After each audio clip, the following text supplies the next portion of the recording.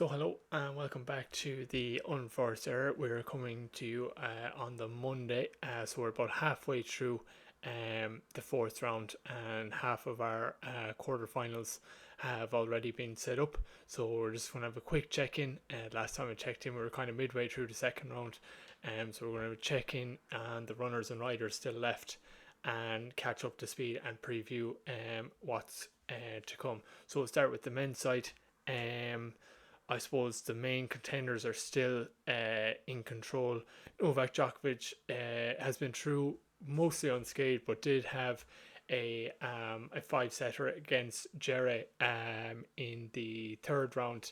And now he's been got through the fourth round since, and he's in the quarterfinals playing Tommy Paul. But typical Djokovic, goes down two sets, solves problems, wins a big game, turns the momentum, and you'll never see a man win a five set game as easy as Djokovic has done throughout his career. But he's through looking as good as ever. Alcaraz is through. He is playing later today against Arnaudi. He had a great match against Dan Evans. Dan Evans is one of those journeymen, very tough British players, and has reached an extremely high level over the past few years. Has had peaks and troughs throughout his career, but really gave it all. But he was just outclassed, and he was in a bit of. He found the funny side of playing the level of Alcaraz.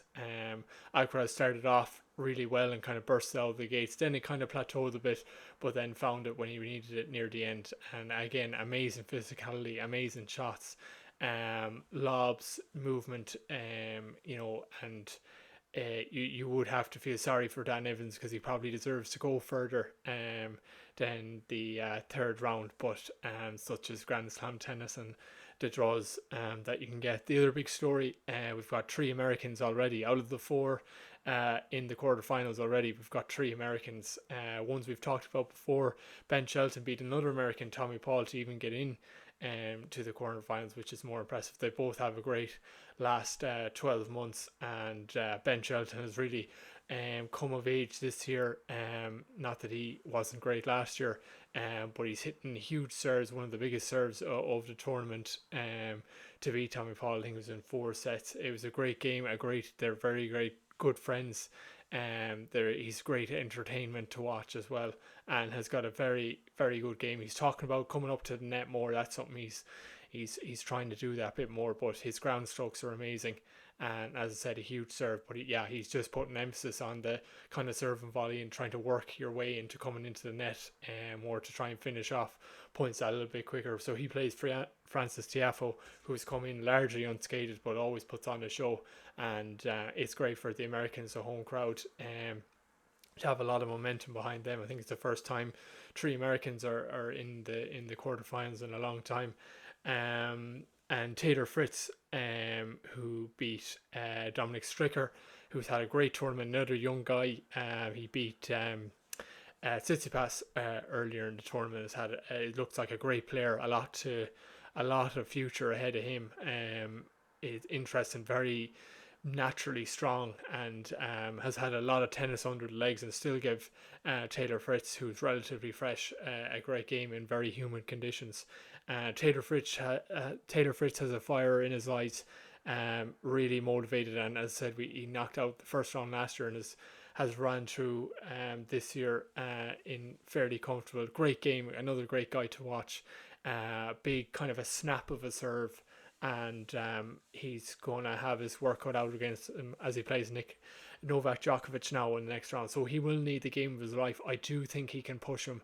Can he beat him over five sets? I'm not sure, but I think that game is the first. I never tend to watch Djokovic much in the first rounds because it's nearly a foregone conclusion. Well, not in this case, but this one you can start paying attention to this game here, because at least we might learn something about Djokovic, or put him to the test. And with the home crowd, you imagine, as popular as Djokovic is, you imagine Taylor Fritz will lean into the crowd. And he likes the big moments as well. I think he thrives off that, and he was talking about the high standard he holds himself to in the press conference there as well. Yannick Sinner's true, he beat Wawrinka in a great game. Stan Wawrinka is still going strong. Great to see a veteran like him still playing for the love of the game. A great one-handed backhand if you like your one-handed backhands. Stan Wawrinka, and he was troubling Sinner. Sinner did have that kind of extra bit of class at the end, but he really pushed him. And Yannick Sinner plays Zverev tonight. So that should be a good game, should be a tight contest, depending on Zverev, how much he can take it to them. The winner of that may possibly play Alcaraz or Arenaudi. So I don't know as of yet, can Sinner. I really thought he'd be able to give Alcaraz a real trouble in the quarterfinal. Bear in mind he gets past Zverev, it's a bit to go to that, but off the form we've seen, it's been hot and cold, but he's done it when he needs to. And he, again, another guy who's working on coming into the net, who doesn't come very naturally to him. Jack Draper takes on Rublev and Medvedev de Minaur. Medvedev has gone through, the only trouble he's had is with the crowds in the US have been a bit rowdy, but most of his games have been fairly straightforward. On the women's side then, a few great games there yesterday.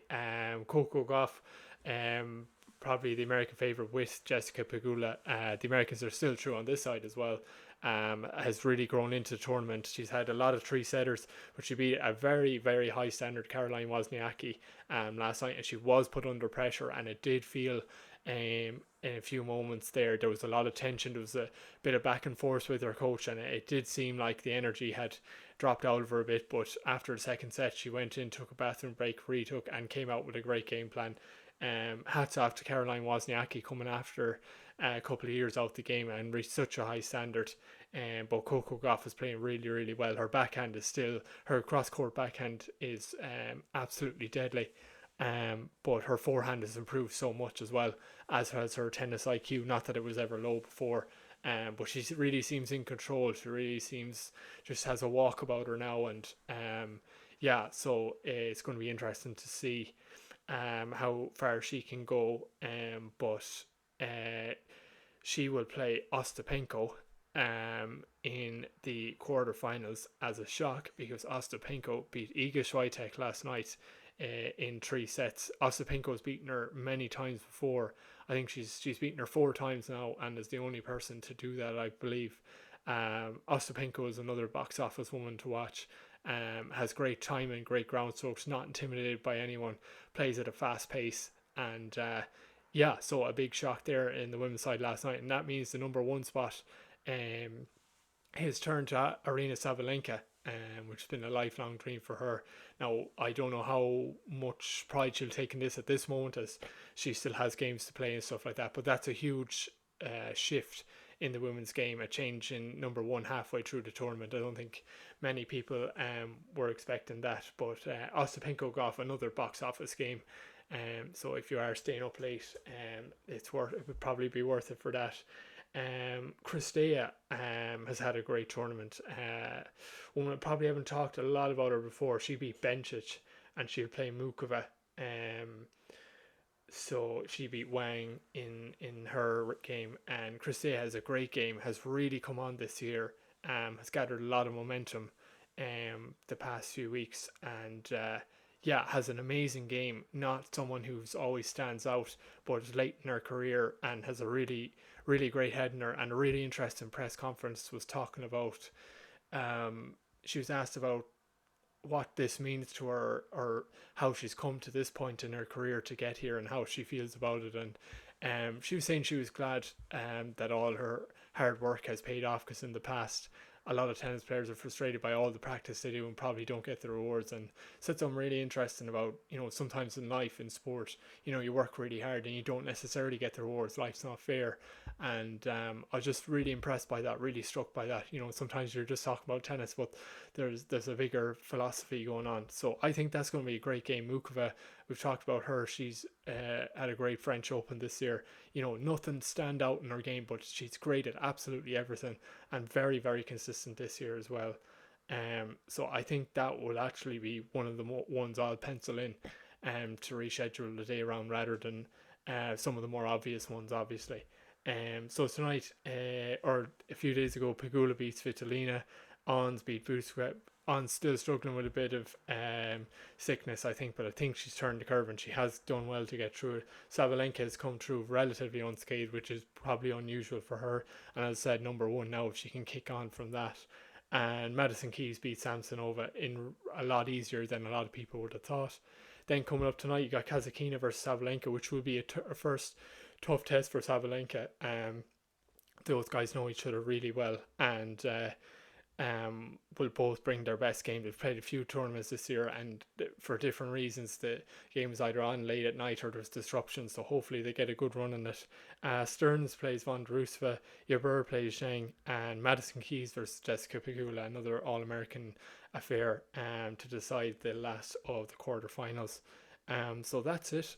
That's the recap, and we will be back. I'll probably be back most days this week, with a recap of the games gone before. So yeah, seismic shifts, a new world number one, regardless, and many great games to look forward to. So as ever, thanks for listening, and we'll see you tomorrow.